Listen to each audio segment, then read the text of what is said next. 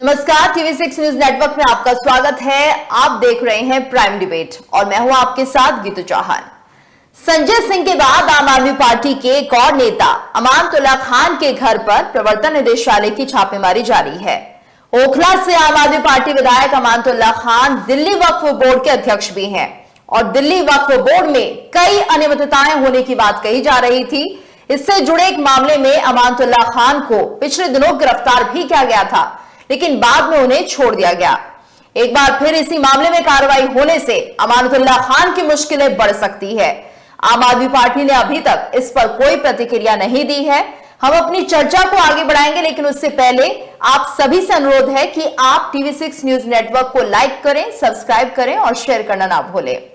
और बता दें आपको, आज की चर्चा में हमारे साथ खास मेहमान जुड़ चुके हैं। हमारे साथ शरद त्रिवेदी जी जुड़े हुए हैं, बीजेपी प्रवक्ता।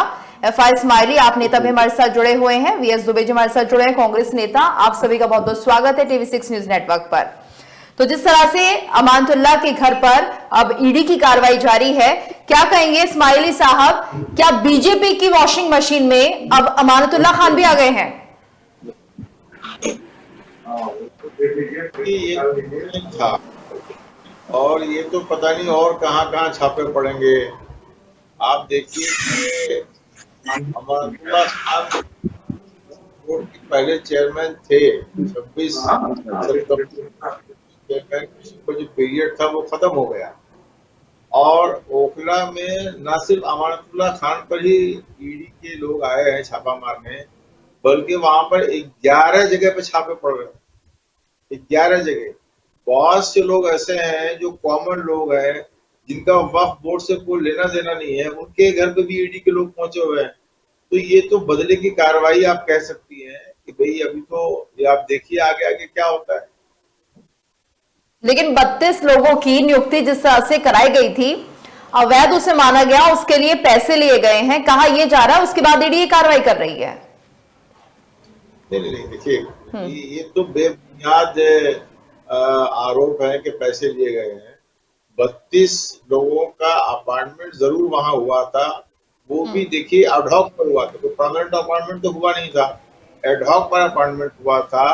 और एक वक्फ बोर्ड के चेयरमैन को, उनकी कमेटी को वहां पर लोगों की जरूरत थी, वहां पर काम ज्यादा था, वक्फ बोर्ड का काम बढ़ाना था, उसके लिए उन्होंने अपॉइंटमेंट किया था। और वो वक्फ बोर्ड के जो इनकम थी उसके जरिए उसको सैलरी दी जा रही थी। तो इसमें अनियमितता कहाँ से आ गई, इसमें मिस एप्रोप्रिएशन कहाँ से आ गया, इसमें मनी लॉन्ड्रिंग कहाँ से आ गई।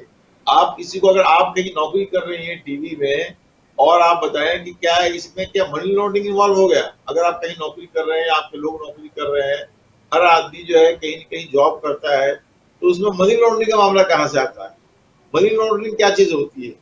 तो ये तो एक अपने आप में, आप कोई भी भाई सरकार है, आपकी ताकत है, आप कोई भी आरोप किसी पर लगा दें, गढ़ दें, किसी को भी अरेस्ट कर लें, बगैर सबूत के, बगैर साक्ष्य के कुछ भी कर लें।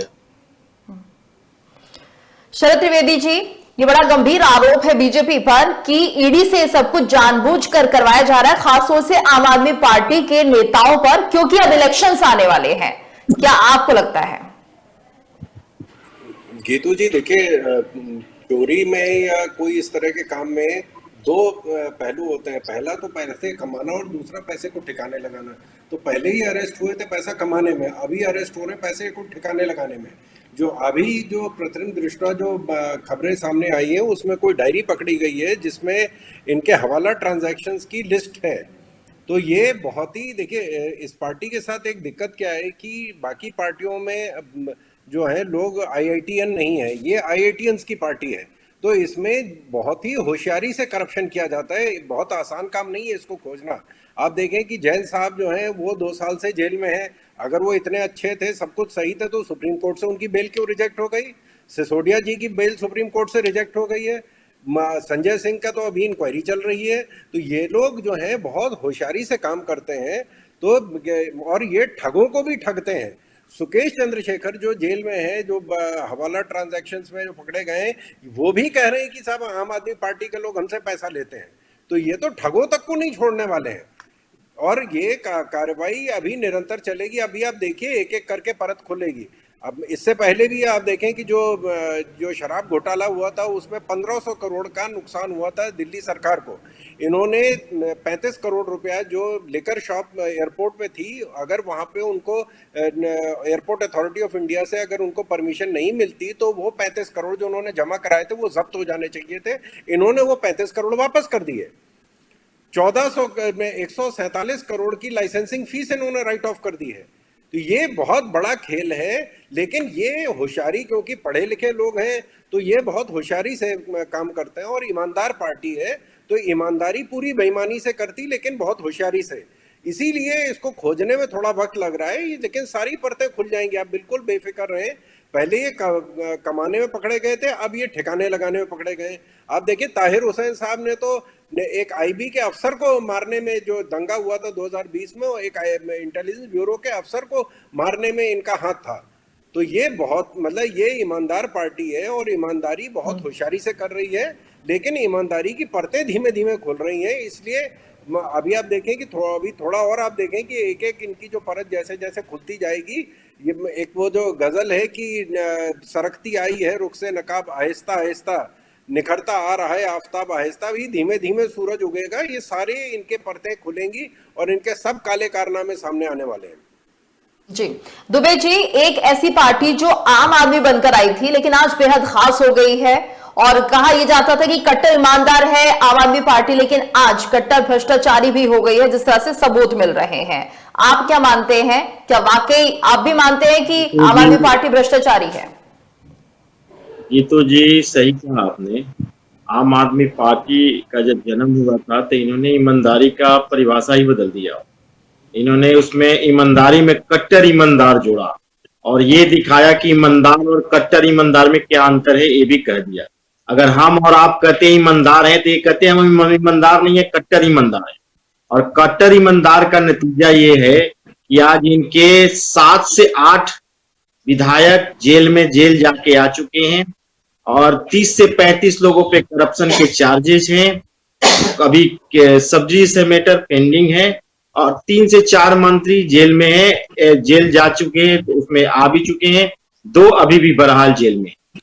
तो एक एमपी भी इनके जेल चले गए। अभी तक एमपी नहीं थे लेकिन एमपी में भी हुआ, मतलब विधायक भी है, मंत्री भी है, एमपी भी है और आम कार्यकर्ता भी है। अब बचा कुचा है, अब चीफ मिनिस्टर का कोटा है।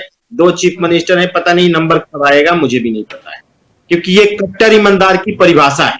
बहरहाल चूंकि ये एक राष्ट्रीय मुद्दा बनता जा रहा है, ईडी की छापामारी, तो मैं राष्ट्रीय मुद्दे पे बात करना चाहूंगा कि क्या बात है कि जो नॉन बीजेपी गवर्नमेंट है उस पे ईडी बहुत जल्दी, बहुत तत्परता से पहुंचती है और एलिगेशन और भी स्टेट है, महाराष्ट्र में लगते हैं, मध्य प्रदेश में कण-कण में भ्रष्टाचार है, भर्ती घोटाला है, स्वास्थ्य घोटाला है, पानी घोटाला है, सारे घोटाले भरे हुए हैं। एक लंबी सी फरिश्ता है, लिस्ट है, लेकिन फिर भी वहां ईडी नहीं पहुंच पाती। दिल्ली से भोपाल जाने में इनको 4.5 साल लग गए और आज तक ईडी नहीं पहुंच पाई। लेकिन दिल्ली से दिल्ली और दिल्ली से पश्चिम बंगाल और दिल्ली से राजस्थान, दिल्ली से छत्तीसगढ़ जाने में इनको आधे घंटे में पहुंच जाते हैं। ऐसा क्या है, ईडी के पास कौन सा चाल है, कौन सा हाई स्पीड एयरप्लेन है, ये बहुत जल्दी जो नॉन बीजेपी गवर्नमेंट है वहां चले जाते हैं, परफॉर्म भी कर लेते हैं, एलिगेशन भी लगती है और उसको इंस्टीट्यूट भी कर लेते हैं। लेकिन जो नॉन बीजेपी गवर्नमेंट है, क्या वो तो दूध के धुले हुए? बहुत सारे ऐसे भी साबुत है जो कांग्रेस या नॉन बीजेपी पार्टी के करप्शन के चार्जेज होते हैं, ईडी की छापामारी होती है, उस पे एफआईआर भी होती है, और वही जब बंधु बीजेपी में चले जाते हैं तो उनके एफआईआर या तो केस हो जाते हैं, या चार्जशीट नहीं फाइल होता है, या चार्जशीट में एफआईआर लग जाते हैं, या वो बाइज्जत बरी हो जाते हैं। ये कौन सी वॉशिंग मशीन है बीजेपी के पास, जो ईडी और सीबीआई जैसे वॉशिंग मशीन में जो भी जाता है उसको धुल के निकल जाता है। तो मैं चूंकि ये एक स्वतंत्र एजेंसी है, इंडिपेंडेंट एजेंसी को इस तरह दुरुपयोग के हम हमेशा खिलाफ हैं, लेकिन साथ साथ हम करप्शन की एक बहुत बड़ी, जो 1947 के बाद जो कसम प्रणबद्ध है कांग्रेस पार्टी के हर कार्यकर्ता करप्शन के खिलाफ है।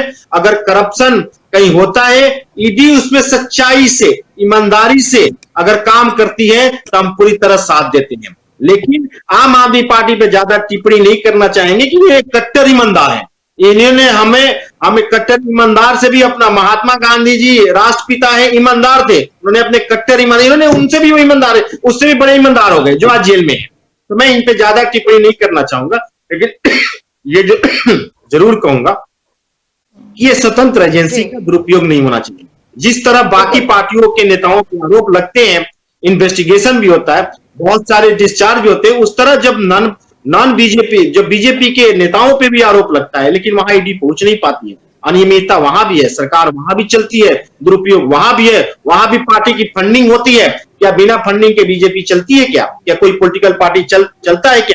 तो वहां भी फंडिंग होती है, वहां के पूंजीपतियों से भी पैसे आते हैं, लेकिन वहां पे कोई जांच नहीं होती है, कोई जांच एजेंसी पहुंच नहीं पाती है। कर्नाटका में अभी हम कांग्रेस की सरकार है, इसके पहले की सरकार सबसे भ्रष्ट सरकार थी, शायद कर्नाटका के इतिहास में सबसे भ्रष्ट सरकार थी, लेकिन वहां एक बार भी ईडी नहीं की।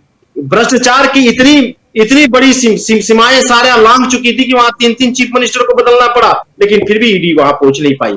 और जब ये ईमानदार सरकारें हैं, जो सरकार अभी काम भी नहीं कर पाती, एग्जीक्यूशन स्टार्ट होती है, वैसे ही पहुंच जाती है कि उसकी दोष यही है कि नॉन बीजेपी गवर्नमेंट है। तो अनियमित जो स्वतंत्र एजेंसी है, इंडिपेंडेंट एजेंसी का दुरुपयोग का हम हमेशा खिलाफ है। जब हम पावर में थे तब भी हम उसके खिलाफ करते थे। इसकी बुनियाद, इसकी पहलू करप्शन के खिलाफ लड़ाई ये कांग्रेस लाई थी। ईडी का नव निर्माण भी कांग्रेस के द्वारा हुआ था। सीबीआई को भी एक इंडिपेंडेंट बनाने, एजेंसी में बनाने में कांग्रेस का बहुत बड़ा हाथ था, लेकिन कांग्रेस इस चीज का बहुत जोर शोर से ये विरोध करती है कि इसका दुरुपयोग नहीं होना चाहिए। मुझे अनुरोध है बीजेपी की सरकार से कि कृपया आप ये देश के संविधान की रक्षा के लिए आपको सत्ता आपको मिली है, आप संविधान की रक्षा करें, संविधान के पहलू में ड्यू प्रोसेस ऑफ लॉ के एडॉप्ट करें आप, और इसमें दुरुपयोग ना करें। हमें दुरुपयोग के हम खिलाफ है, लेकिन मैं साथ दोबारा करना चाहूंगा, दुरुपयोग हो रहा है। और ये देखिए, इंडिया गठबंधन में कांग्रेस है, लेकिन भ्रष्टाचार इतना है कि अब जो कांग्रेस के साथी हैं वो भी इसको लेकर अब मुखर हो गए हैं। ये देखिए, कांग्रेस के साथियों ने जो अभी बात कही वो 100% कही कि जो ईडी की रेड हो रही है भारत देश में, 99% नॉन बीजेपी स्टेट्स में हो रही है। और जितनी भी अभी तक ईडी की रेड हुई है उसमें जो चार्जशीट जो हुआ है वो केवल 2 और 3% हुआ है। बाकी उसमें कहीं किसी के खिलाफ कोई प्रूफ नहीं मिला है। आप शिवसेना के संजय राउत का नाम ले लें, किसी का भी नाम ले लें, जहां भी ईडी गई है वहां उनको अरेस्ट करने का देखिए क्या है कि भाई उसमें तो उनको पावर है, वो किसी को जाकर अरेस्ट करके ले आते हैं।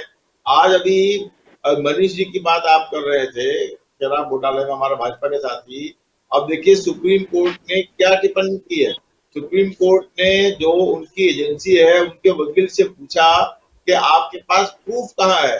आज तक इतने दिन के साक्ष्य में 8 महीने से ज्यादा मनीष सिसोदिया जेल में है, मगर उनके खिलाफ कोर्ट में कोई प्रूफ जो है वो एजेंसी लेकर के नहीं आ पाई है। तो अभी तो ये एक समझिए कि नेशनल और पॉलिटिकल वेंडेटा चल रहा है। ये जो है, जो रूलिंग पार्टी देश की है वो इस चीज पर उतारू हो गई है। वो ये प्रूफ करना चाहती है कि जो भी अपोजिशन पार्टी है सारे के सारे जो है वो भ्रष्ट हैं, और हम ही एक जो है क्या कहते हैं कि नीट एंड क्लीन पार्टी है। और उसी अपोजिशन के लोग जो भ्रष्ट लोग हैं, जो भारतीय जनता पार्टी में शामिल होते हैं, तो वो फिर नीट एंड क्लीन हो जाते हैं। तो ये तो एक पॉलिटिकल वेंडेटा है। ये तो केवल समझिए कि देश में एक नैरेटिव बनाने की कोशिश की जा रही है। और मैं ये समझता हूँ कि भारतीय जनता पार्टी अपोजिशन को जो इंडिया गठबंधन बना है उससे वो बहुत डर गई है, बहुत सहम गई है, और इसीलिए जो वो है एक तरह से डराने लेकिन इंडिया गठबंधन में भी एकता नहीं दिख रही है।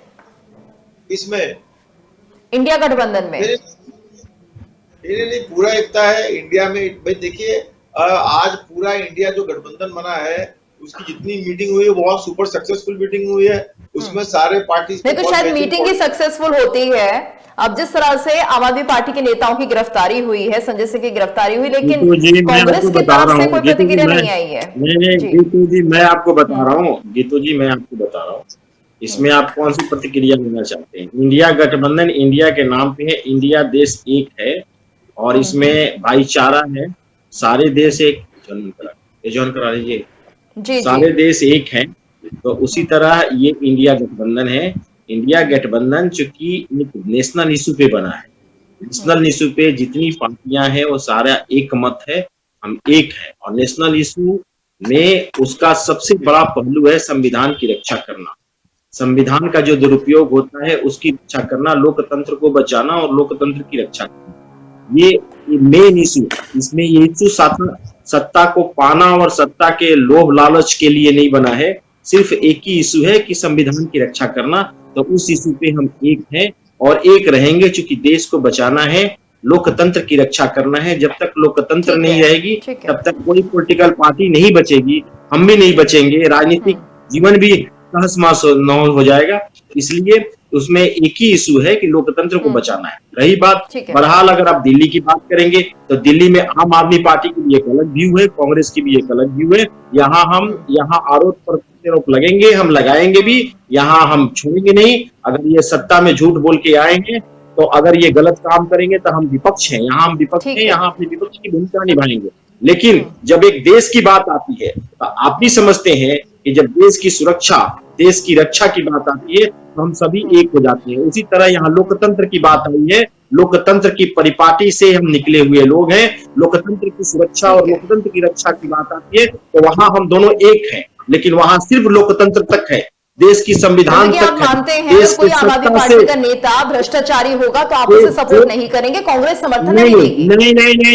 नहीं, आप गलत लेके जा रहे हैं। हमने सिर्फ लोकतंत्र की बात कही, लोकतंत्र की बचाने के लिए और संविधान की रक्षा करने के लिए हम एक हैं। वहां तक गठबंधन है हमारी, लेकिन यहाँ अगर दिल्ली में हम विपक्षी पार्टी है, अगर आम आदमी पार्टी के किसी भी कार्यकर्ता, किसी भी नेता के नेता के द्वारा कोई गलत काम होता है, चाहे वो कोई भी किसी भी तरह के कार्य हो, हम उसका विरोध करते हैं और रोज विरोध करते हैं, दिन में 100 बार विरोध करते हैं। आप ये चीज को सही से समझ लीजिए, हम विरोध करेंगे और करते रहेंगे, क्योंकि यहाँ हम विपक्ष में हैं। यहाँ हमारी अलग दिशा है, हमारी कार्यशैली भी अलग है, सब कुछ अलग है। यहाँ विरोध में कोई कमी नहीं रहेगी। हमने भी जब वक्तव्य पूछा तो आपको बताया मैंने, हमने कोई कहीं से आम आदमी पार्टी को नहीं छोड़ा, क्योंकि सवाल यह दिल्ली की है या दिल्ली की जनता की है, दिल्ली के अधिकारों की है। जब दिल्ली की जनता के अधिकारों की बात आती है तो वहां हम आम आदमी पार्टी को कभी नहीं बख्शेंगे, क्योंकि सत्तासीन पार्टी है, विपक्ष में बैठे। कांग्रेस के रुख की अगर आप इसी तरह का रुख अपनाते हैं तो ये बहुत ही ज्यादा बेहतर है लोगों के लिए भी।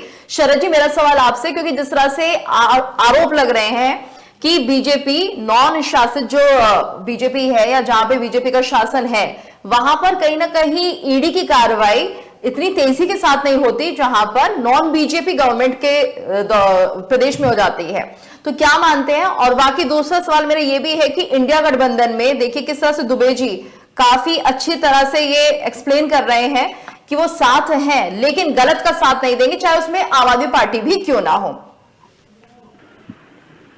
देखिए, दुबे जी ने बहुत अच्छी बात कही है कि केंद्र में जो है या पूरे देश में ये लोग संविधान के साथ खड़े हैं, दिल्ली में संविधान के साथ नहीं खड़े हैं। तो दिल्ली में संविधान दरकिनार हो जाता है, क्योंकि देखिए ये पहले आम आदमी पार्टी जो है वो जीजाजी पे रेड डलवाना चाहती थी।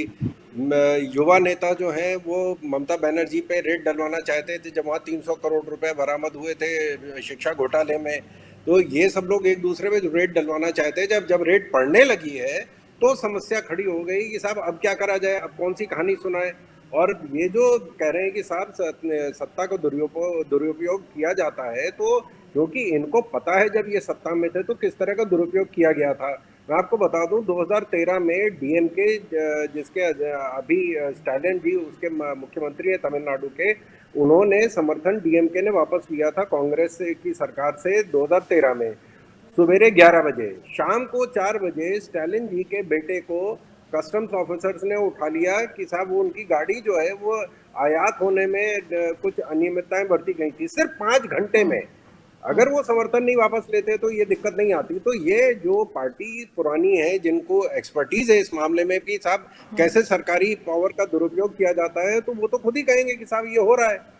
लेकिन भारतीय जनता पार्टी के किसी राज्य में किसी भी के, चाहे वो हमारे साथ जुड़े हमारे साथ नहीं जुड़े, किसी का कोई केस वापस आज तक नहीं लिया गया है।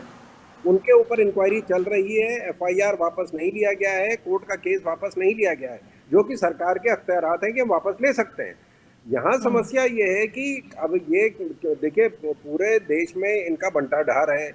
अब ये जो इनके खिलाफ थे उनके साथ खड़े हो रहे हैं।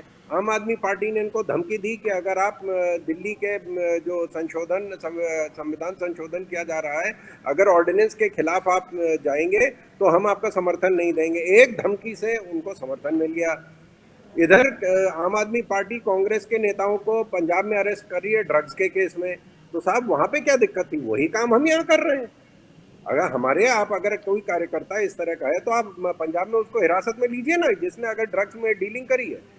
लेकिन समस्या ये है कि यहाँ पे मेन मुद्दा ये है कि साहब ये लोग बहुत होशियार हैं, पढ़े लिखे हैं, हाईली एजुकेटेड हैं। एक सुप्रीम कोर्ट के जज साहब ने कहा था कि if an intelligent man becomes corrupt it is impossible to deal with him. तो यहाँ ये है कि एक ईमानदार जो पढ़ा लिखा IITian है वो ईमानदार बनता है और वो इस तरह ईमानदारी से काम करता है तो उसको पकड़ना बहुत मुश्किल है। केजरीवाल जी ने अपने आप को बाहर रखा हुआ है।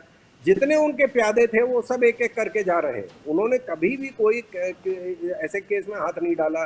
जो शीश महल दिल्ली में बना है वो जग जाहिर है। 8 लाख के पर्दे लगे थे, 1.5 करोड़ का स्विमिंग पूल बना है। वो ये सब कट्टर आम आदमी, कट्टर ईमानदार लोग हैं। ये इतने गरीब है केजरीवाल जी कि इन्होंने फ्रेंच राष्ट्रपति को जब राष्ट्रपति भवन में उनको बुलाया गया था तो उनसे मिलने ये गए थे हवाई चप्पल पहन के। ये ईमानदारी और आम आदमी बनने की पराकाष्ठा है। तो ये अब इनके जो एक एक परत खुलती जा रही है, एक एक इनके जो कारनामे सामने आ रहे हैं, जैसे जैसे सामने आएंगे जनता इनको दरकिनार कर देगी। जी इस्माइली साहब, क्योंकि जिस तरह से आम आदमी पार्टी सत्ता में आई थी, वादा यही था आम आदमी है और आम आदमी ही बन के रहेंगे, लेकिन धीरे धीरे हमने देखा कि ये सभी आम आदमी खास होते चले गए। तो इसके पीछे क्या कारण रहा?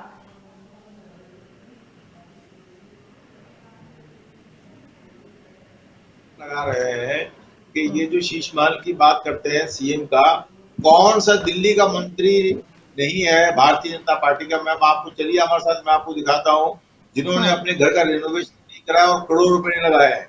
ये तो नहीं, आप तो इनसे अलग थे ना। नहीं, क्या उन्होंने अपना घर बनाया क्या? अगर वो सीएम नहीं रहेंगे दूसरे सीएम वहां आके रहेंगे। ये तो सरकारी काम, उसको सीएम से क्या लेना देना? ये तो PWD डिपार्टमेंट करता है। ये तो एक डिपार्टमेंट करता है, उसका काम है वहां पर एस्टिमेट लगाना, पैसे लगाना, वो उसका काम, उसमें सीएम का कोई इन्वॉल्वमेंट नहीं होता है। और आप बताइए, क्या इतने बंगले बने हुए यहाँ दिल्ली में, इतने एमपीज रहते हैं, इतने मंत्री रहते हैं, क्या उनके बंगले का रेनोवेशन नहीं होता है? क्या मंत्रियों के बंगले का रेनोवेशन नहीं होता है? क्या भारतीय जनता पार्टी उसकी बात नहीं? आरोप ये है बंगले का रेनोवेशन तो हुआ ही है, लेकिन उसकी जगह एक नया बंगला तैयार कर दिया गया। और अब आप ये देखिए राघव चड्ढा भी मना कर रहे हैं बड़े बंगले से निकलने में। तो कहीं ना कहीं पार्टी लाइन जो थी कि आम आदमियों में बन के रहना है, वो उस ट्रैक से अब कहीं ना कहीं अब अलग होती जा रही है। मतलब वही चीजें जो एक आम आदमी की जरूरत, एक बड़ा बंगला नहीं होता। राघव चड्ढा ने अब हाईकोर्ट में अर्जी भी डाल दी है कि मैं इस बड़े बंगले से बाहर नहीं निकलूंगा, बट आप तो आम हैं। भारतीय जनता पार्टी के इतने नेता, इनके सीएम शिवराज चौहान साहब, उनका इतना बड़ा जहाज 600 करोड़ या 6000 करोड़ का उन्होंने जहाज खरीदा, हजारों करोड़ का लगा दिए पर्सनल जहाज के लिए, आने जाने के लिए।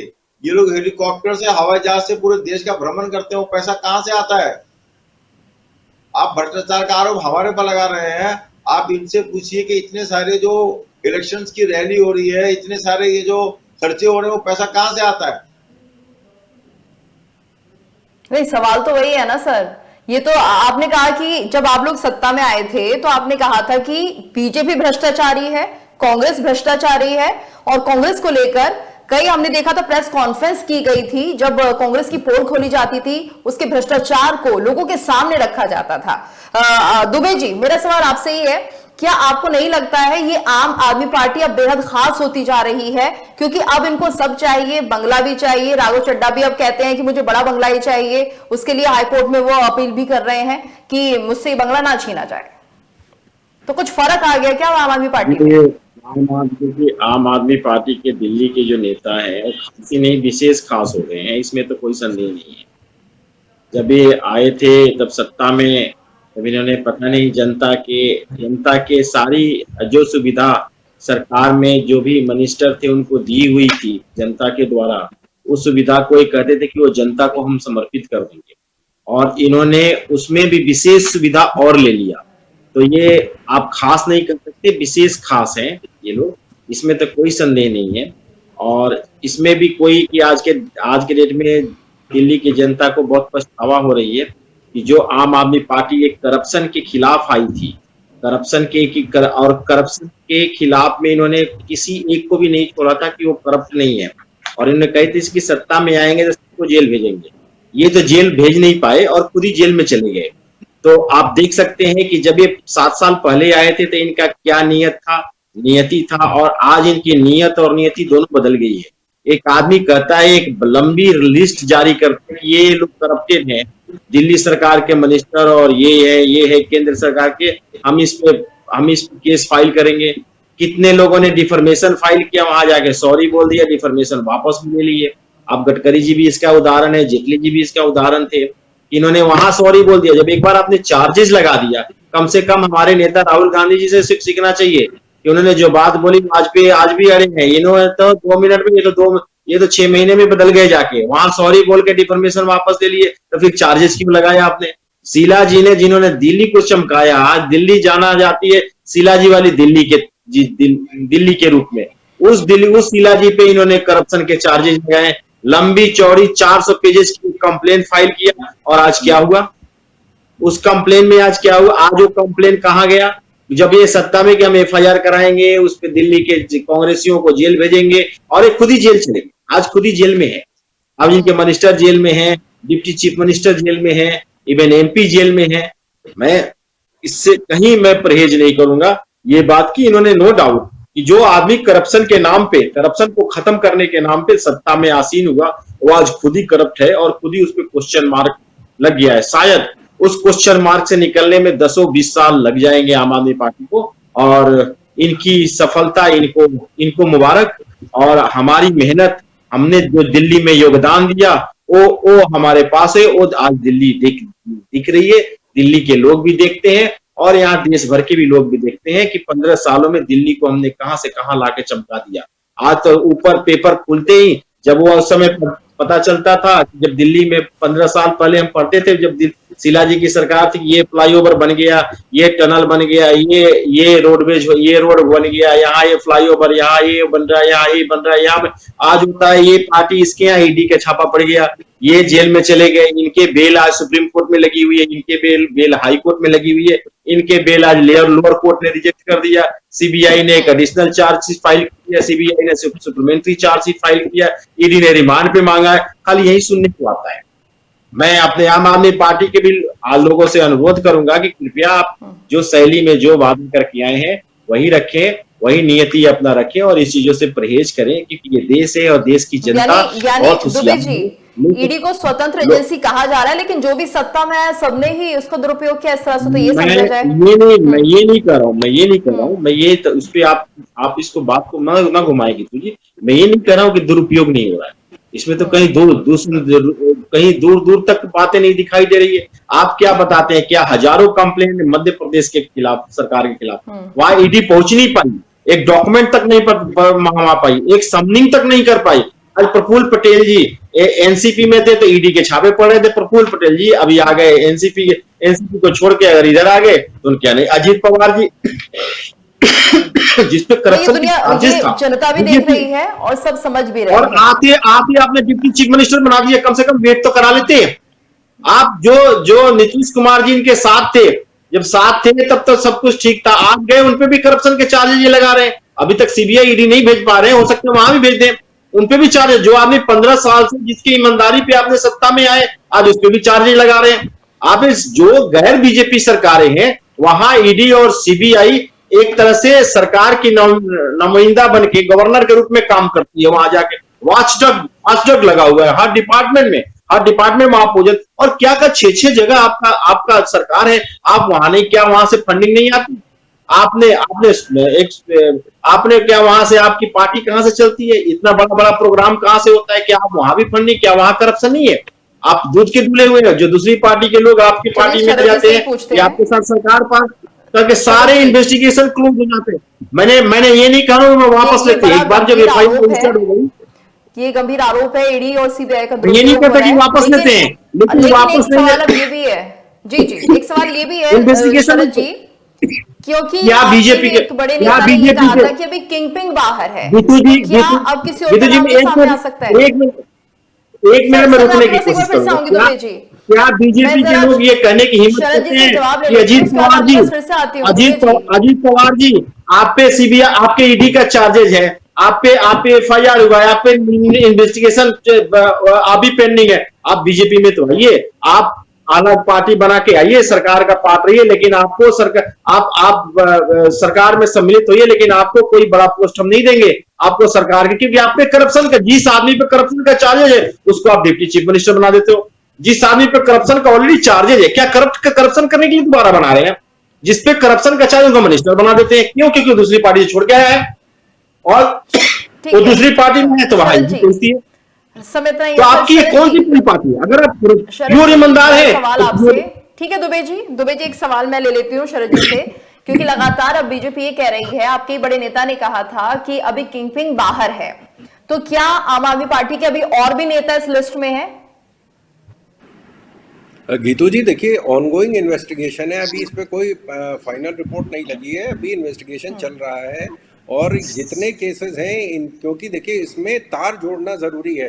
क्रिमिनल, मैं खुद वकील हूं, क्योंकि हमें कनेक्ट करना की जरूरत है कि साहब जो कमाई गई है वो कहाँ से, सोर्स कहाँ से आए हैं, कैसे उसको रिसीव किया गया था, कैसे उसको आगे, जैसे अभी आ रहा है खुल के बाद कि साहब हवाला ट्रांजैक्शंस की एक डायरी पकड़ी गई है, तो वो कहाँ से, उसके तार जोड़ने की जरूरत है। तो जो एंड यूजर है उसको जो सोर्स था उससे जोड़ने की जरूरत है। तो ये बहुत पेन्सटेकिंग इन्वेस्टिगेशन है, इसमें वक्त लगता है और ये मैंने आपसे कहा कि ये बहुत होशियार आईआईटीएंस और हाईली एजुकेटेड टीम है जो ये काम कर रही है। अगर अनपढ़ आदमी होता तो बहुत आसान था। जेएमएम ब्राइबरी केस में 2 मिनट में सब सारी पोल खुल गई कि कैसे 35-35 लाख रुपया लिए गए थे सरकार बचाने के लिए। लालू जी के केस में आप देखें कि कोर्ट की इंक्वायरी थी, कोर्ट ने इनिशिएट करी इंक्वायरी, उसके ऊपर उनके ऊपर कार्रवाई करी गई। तो अगर इनको लग रहा है कि भारतीय जनता पार्टी संलग्न है इसमें, तो वो भारतीय जनता पार्टी के खिलाफ कोर्ट जाए।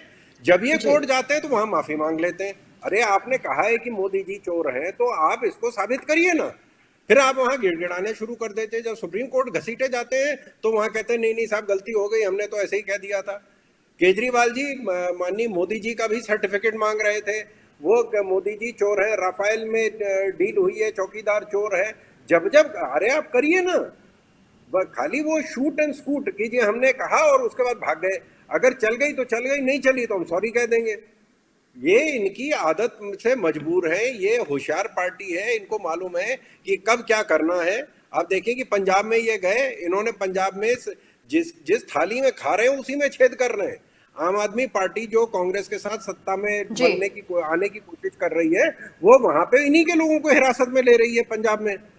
तो ये तो दोनों साइड से गेम खेलते हैं, अपने बच्चों की झूठी कसम खाते हैं कि मैं बच्चों की कसम खा रहा हूं, मैं चुनाव नहीं लड़ूंगा, मैं सत्ता में नहीं आऊंगा। जी चलिए, अब देखना होगा कि आगे अब किसकी बारी है, क्योंकि लगातार नए नए नाम सामने आ रहे हैं आम आदमी पार्टी की तरफ से।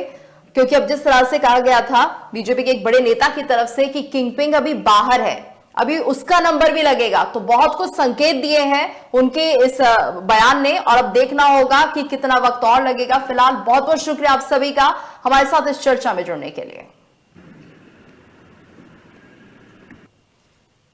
और इसी के साथ हमारे इस खास पेशकश में इतना ही, लेकिन आपसे एक बार फिर से अनुरोध करते हैं कि TV6 न्यूज नेटवर्क को आप सब्सक्राइब करें, लाइक करें, शेयर करें।